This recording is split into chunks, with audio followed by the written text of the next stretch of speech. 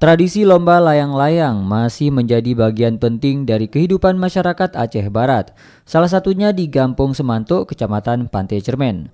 Lomba layang-layang yang digelar di Gampong Semanto ini diikuti oleh gampung-gampung tetangga dalam Kecamatan Pantai Cermen seperti Gampung Semara, Gampung Manjing, Gampung Pantai Cermen, dan Lango. Dan tentu saja tuan rumah Gampong Semanto. Hal itu disampaikan oleh salah seorang panitia pelaksana Teguh Tandi Amal Fahri kepada RRI.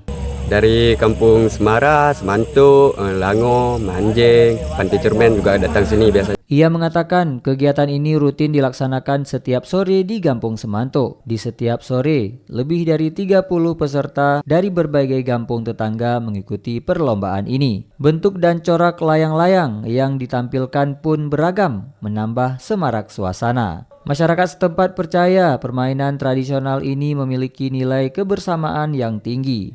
Selain sebagai hiburan, tradisi ini juga menjadi wadah melestarikan kearifan lokal yang diwariskan turun-temurun. Lebih lanjut, panitia mengatakan perlombaan ini memperebutkan hadiah jutaan rupiah di setiap perlombaannya. Reporter RRI Melabuh Tama Maulizar melaporkan.